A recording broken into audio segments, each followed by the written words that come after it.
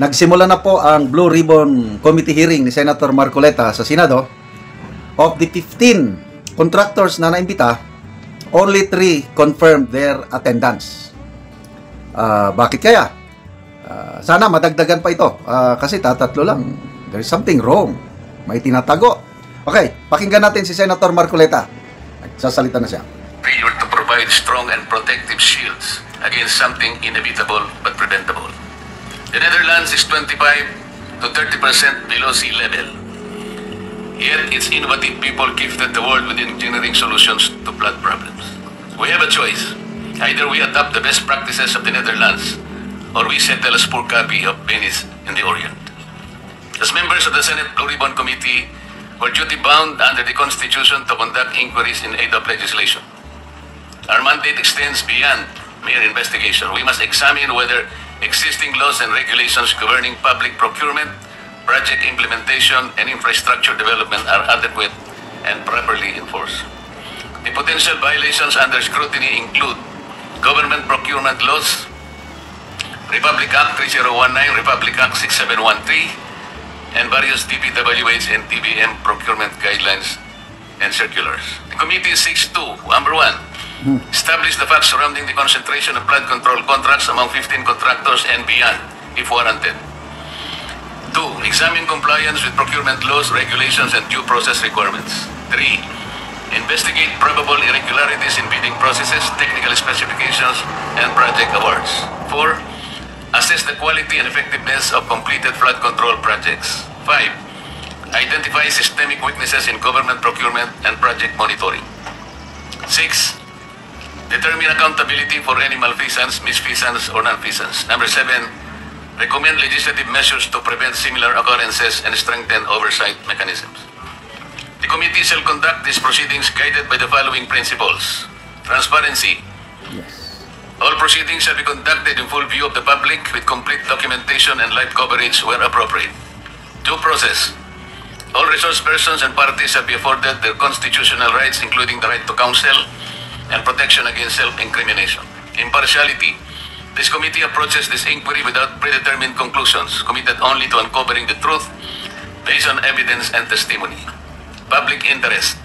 Our primary consideration is the protection of public funds, the delivery of effective flood control solutions, and an end to the suffering of the Filipino people. During the course of this inquiry, we expect to hear from officials from the Department of Public Works and Highways, representatives from Department of Budget and Management, recommendations from then Commission on Audit, representatives from the 15 contractors identified by President Marcos Jr. in press conference dated 11 August 2025. We shall examine procurement documents and bidding records, project implementation reports and certifications, financial records, comparative analysis of project costs and effectiveness. Hindi madali ang usaping ito. Hindi ko rin nanaising patagilin ang pagdinig tungkol dito. Hindi ito plataforma para magpasikat o magpalakas tayo sa mga tao. Lalong hindi ito pamumulitika o pagsira sa reputasyon ng kahit sino. Nais ng komiting ito na gawing makabuluhan at produktibo ang bawat pagdinig ng ating gagawin. May I remind our resource persons to cooperate fully and answer truthfully. And please don't be too smart. Confucius said that if you are the smartest person in the room, then you are in the wrong room. I request my colleagues to efficiently manage our time as we clarify matters from our resource persons. Let us veer away from repetitive statements and questions that may unnecessarily prolong our inquiry. We owe it to our people. Tandaan natin na bawat dam o dike na itinatayo ay galing sa pera ng bawat Pilipino. Yes. Bilang mga mambabatas, responsibilidad po nating magsulong ng mga kaukulang batas na makapagpapabago sa mga nakalakaran sa gobyerno para sa ikabubuti ng bansa. Hindi tayo narito bilang hukom na uusig sa mga naglipa ng kawatan, kundi tungkulin nating alamin at usisain ang pinaggagamitan ng ating pinasang tao ng budget. It is our duty to get to the bottom of this. Kahit sisirin pa natin ito kung kinakailangan. Wow. No stone shall be left unturned and no one shall be spared. Wow. Pagtulungan po nating hanapin ang katotohanan at tuluyang makapaglatag ng epektibo at pangmatagal ang solusyon sa suliranin natin sa pagbaha. Kahit mahirap o tila imposible, pero sa tulong ng bawat isang Pilipino na may pakialam at pagmamahal sa kanyang bansa, ito ay tiyak nating may pagtatagumpay. Maraming salamat po. I now declare this hearing officially open. Wow!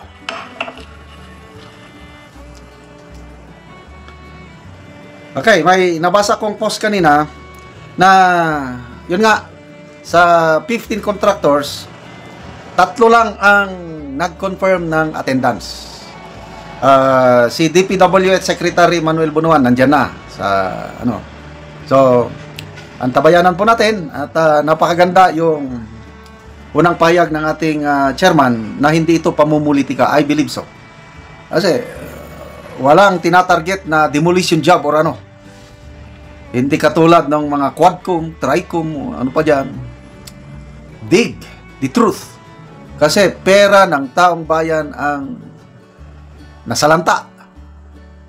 Dapat managot ang mga kawatan sa gobyerno at para maibsan na ang paghihirap ng nakakaraming Pilipino na nalulubog palagi sa baha. Kaya salamat mga kaibigan sa inyong pagsubaybay sa ating channel. Nakakatulong kayo na maigi sa Tribong Talantig ng Bukidnon.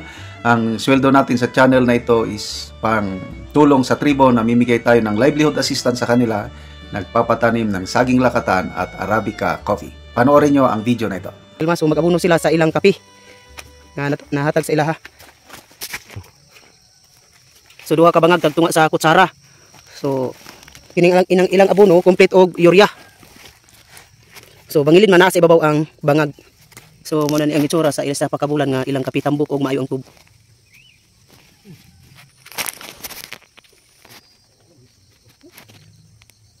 O karon gawas sa kaping ilang tinanom mo pagyud ni ang ilang tanom nga lakatan.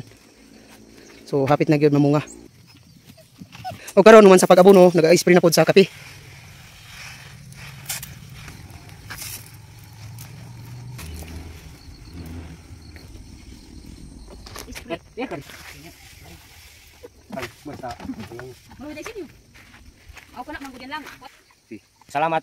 Salamat sa Ginoo unang-una. Salamat po sa nagtanaw sa YouTube nga parayon nga po ng pagtabang sa paghatag sa chemicals o sa complete para makahawa sa mo pong tinanom nga makatabang gyapon sa makahawa sa mikalisod mo sa pagsuporta sa naghatag sa kape. Ora na daghang salamat. Salamat kayo. So kining ilang tanom ilang mo ng ilma 350 ni ka kape. So daghan gyud ang ilang tanom. So magdugang pa ni sila sa pagpananom. So kining among tanom nga kape 12,105. So daghan gyud ang among tanom nga kape.